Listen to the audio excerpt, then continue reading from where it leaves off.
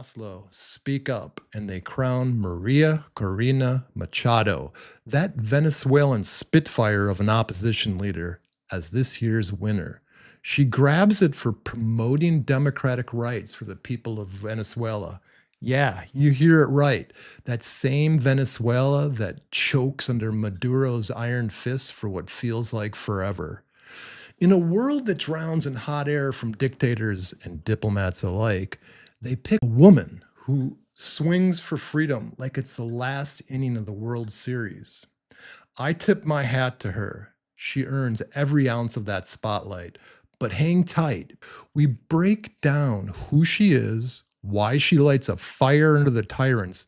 We start with the basics on Machado, because you can't appreciate the guts without knowing the grind. She turns 56, a sharp as a tack mechanical engineer who could have stayed in her lab and tinkered with gadgets. But instead, she charges into the political coliseum back in 2010. She founds Vente Venezuela. Come on, Venezuela, like a coach who hollers at a team down by 20.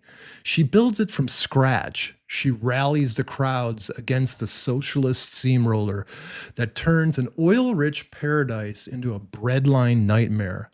Fast forward to 2023, she storms the presidential primaries. She smokes the field with 92% of the vote. The regime freaks. They ban her from the ballot faster than you can say rigged election.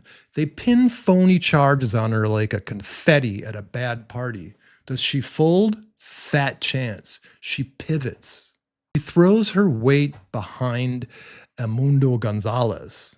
He tallies up win by every honest count. Like exit polls, observers, the works. Maduro swipes it anyway. He declares himself king. He unleashes the dogs, arrests, blackouts, the full banana republic meltdown. Machado doesn't blink. She hits the pavement. She leads marches through tear gas clouds. She stares down rifle barrels with a glare that could melt steel.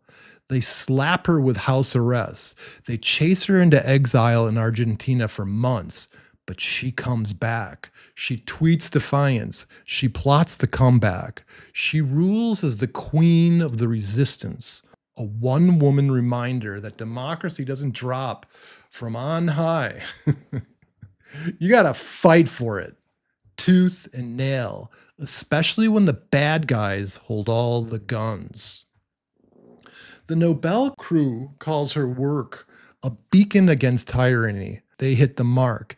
In Venezuela, where folks line up for scraps while the elites jet off to Havana, Machado yells, "No more!" She doesn't just talk peace. She forges it in the streets, one rally at a time. I gotta say, it's raw, it's real. And in this phony age of Zoom summits and empty accords, it's downright refreshing. Give the lady her due. She stands as the anti-Maduro, the spark that could finally torch the whole rotten regime.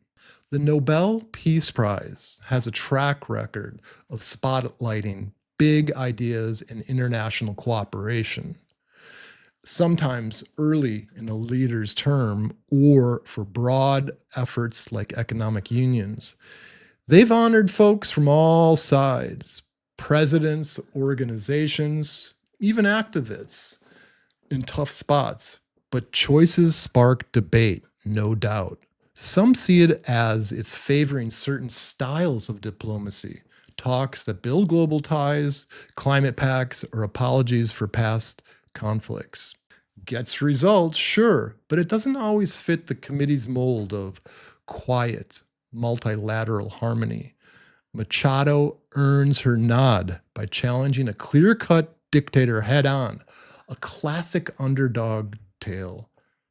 Either way, it's a reminder that peace prizes aren't just scorecards. They reflect who holds the gavel. The Nobels love stories of grit and turnaround.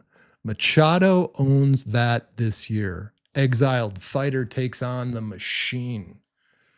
Next up, the negotiator who turns chaos to calm, one deal at a time. It's fitting. It's earned. So raise a glass to Maria tonight. She leads the fight we all root for. That's the broadcast, friends. Stay sharp. Stay free. Goodbye, everyone.